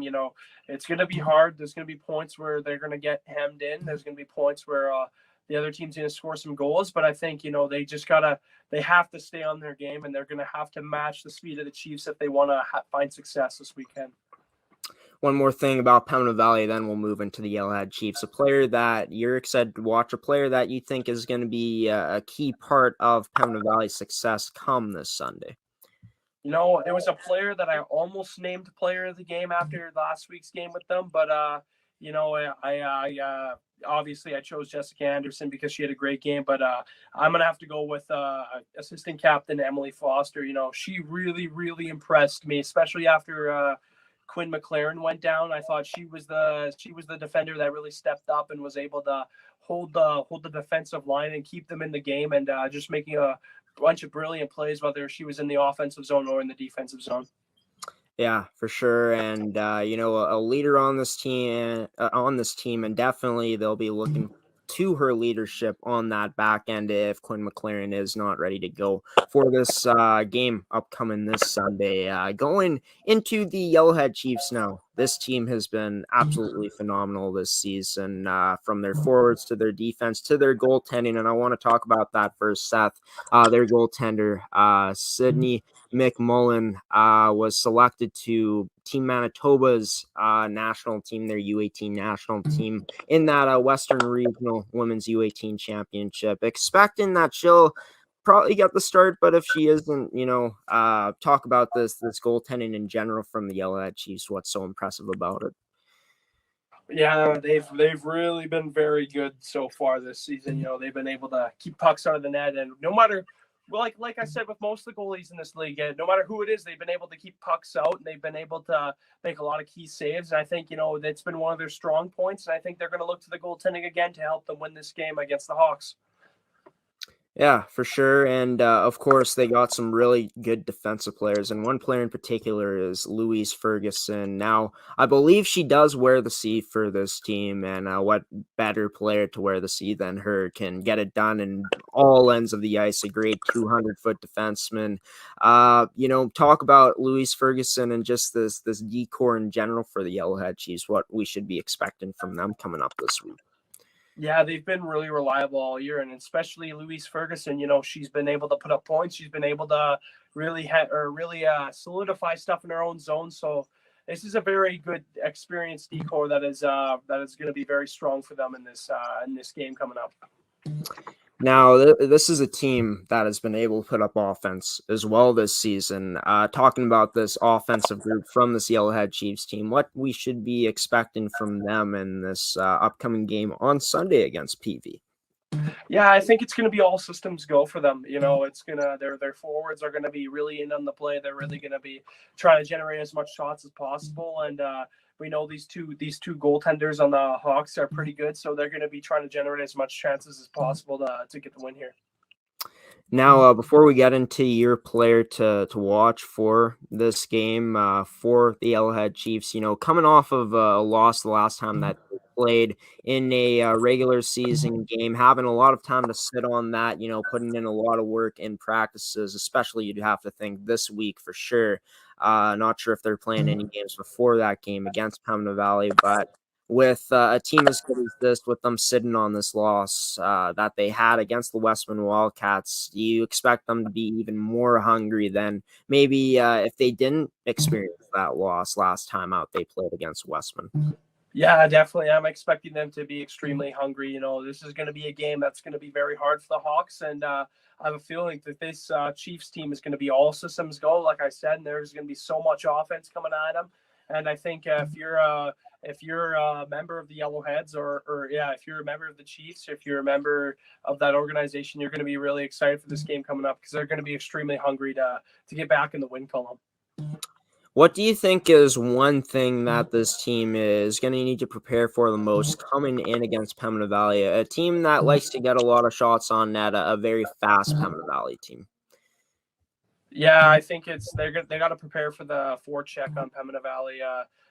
This team is a team that's very hard on the puck, so they got to be ready. They got to make sure they make some responsible plays in their own zone, because it's gonna, if they falter just a little bit, this team could really catch them off guard and score a few goals on them. And getting a lot of vibration there, Seth. You're a pretty popular guy. The messages popping off there, hey? I am so sorry about that. That is really annoying me right now too. No worries. Yeah, that's good. We'll be done in just a moment here, Seth. I gotta end off with this. The player that you're most excited to watch, a player that you think is gonna be a key part to this Yellowhead Chiefs game come this Sunday against the Pembina Valley Hawks. Yeah, I think it's got to be their captain, Ferguson. You know, she's like you said, she's a very strong 200-foot game, and you know, she's their leader out there, and she puts up the points to back it up, and she also does the stuff in her defensive zone to back it up. And I think, you know, in order to beat a team like this, good Hawks team, I think they gotta really lean on their captain to generate some offense and some good defensive plays.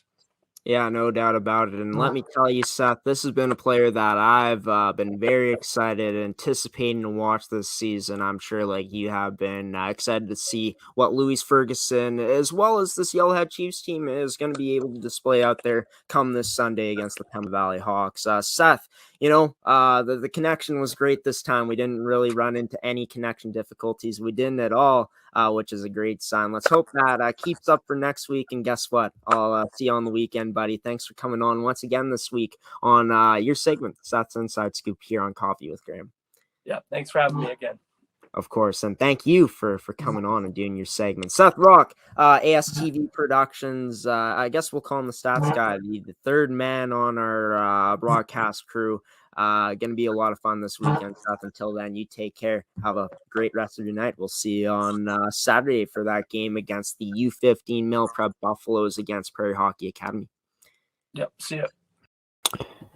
And Seth Rach joining his weekly segment here, his weekly segment that happens every Thursday. Of course, we pre-recorded mostly on Wednesday night. Seth's Inside Scoop, breaking down the upcoming weekend of games here on the network. Of course, 9 teams in action in total this week/weekend on the network. Reason I say week/weekend is there's already been 2 games that have been played here on the network.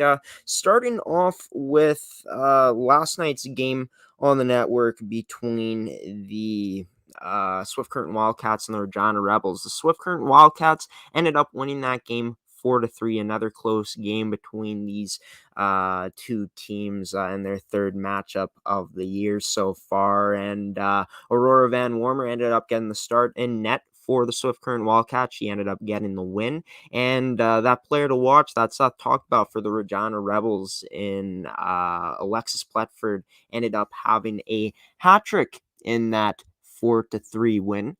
Looking at the stats here. Got to get these stats up for you guys. So yeah, 4-3 win last night for Swift Current at home. Alexis Pletford with 3 goals, a hat trick, no assists in that game. And Aurora Van Warmer making 26 saves on 29 shots faced. The goal scoring spread out for Swift Current in that game. Ava Metzger with a goal, as well as Tessa Backus, Sadie Keller, and Jersey Watain as well, continuing her strong season. And then looking over to the game that was played earlier on here today on the network, looking at the Pilot-Mound Hockey-Academy U17 Male Prep Buffaloes. Of course, they were in action against the Brandon Wheat Kings U17 AAA team. And looking at the results of that game earlier today, I'm pretty sure from what I saw, it was a 4-0 win for the U17 Mill Prep Buffaloes. So a strong start to their week/weekend. Of course, they will be in action again, not here on the network, but going to be in action again in another exhibition game against Brandon coming up this weekend. So yeah,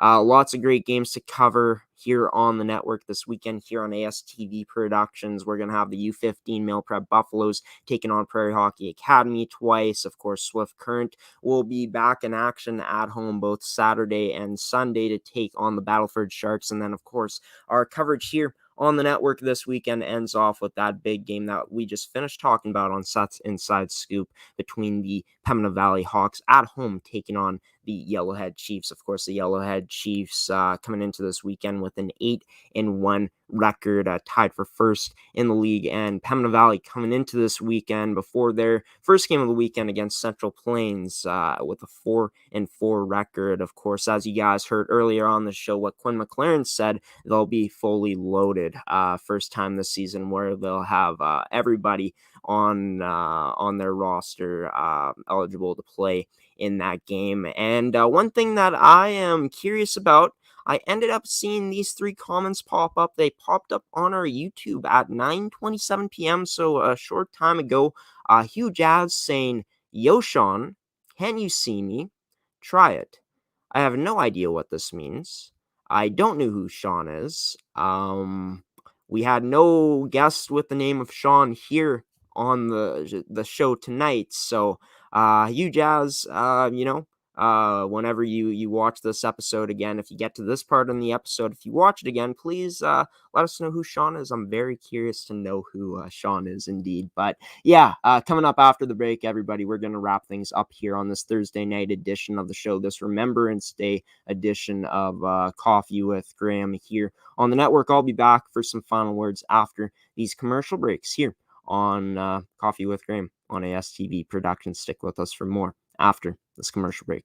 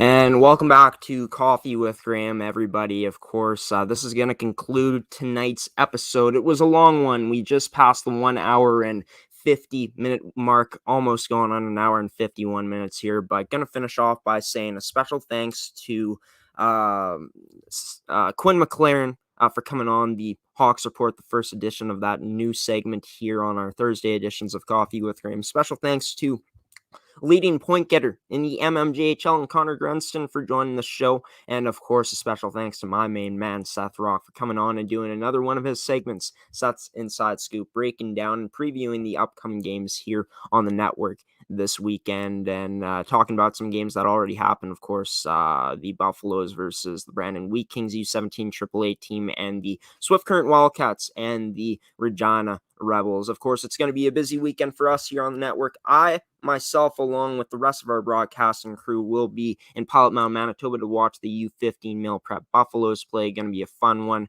They're going to be playing Prairie Hockey Academy in both of those games. Of course, be sure to catch the Swift Current Wildcats versus the Battlefords Sharks as well here on the weekend on Saturday and Sunday, as well as the Pembina Valley Hawks and Yellowhead Chiefs. I want to thank you, the viewer, for sticking with us and watching this edition of Coffee with Graeme. If you made it to this point in the episode, thank you. It means a lot to us here. It means a lot to me for you guys tuning into my show here, Coffee with Graeme. If you enjoyed this episode, feel free to leave a like or a reaction if you watch it on Facebook, as well as a comment, as you can now comment on any one of our streaming platforms here that we do our shows on. And also want to give a special shout out to our sponsors in Evolve Green, AETI, Toby Hockey, Case Financial Group, and of course our good friends over at Pilot-Mound Hockey Academy for sponsoring another edition of the show. Coffee with Graeme returns next week on Tuesday at 10 a.m. Central Time. You can catch it on our Facebook, on our website as well. Our Facebook being ASTV Productions, our website being astvproductions.com. If we do go live for that episode, you guys can catch it on Twitter as well. But until then, folks, I've been your host of Coffee with Graeme Forsyth, signing off now. Until next week on Tuesday, folks, here on Coffee with Graeme. I'll see you then. Hopefully you guys had a wonderful Remembrance Day. Have a wonderful rest of your Thursday. Have a wonderful Friday tomorrow. Have a wonderful weekend as well. Of course, as always, stay safe out there, and stay safe if you're driving this weekend or tomorrow. You know, if you're deciding to drive tonight, especially in Manitoba, it is very snowy outside. A lot of snow has fallen, so be sure to stay safe out there. Be sure to make it home safe. That's the most important thing that matters. But yeah, until next Tuesday, folks, have a wonderful weekend. Graeme Forsyth signing off now. Take care, everybody. See you next time.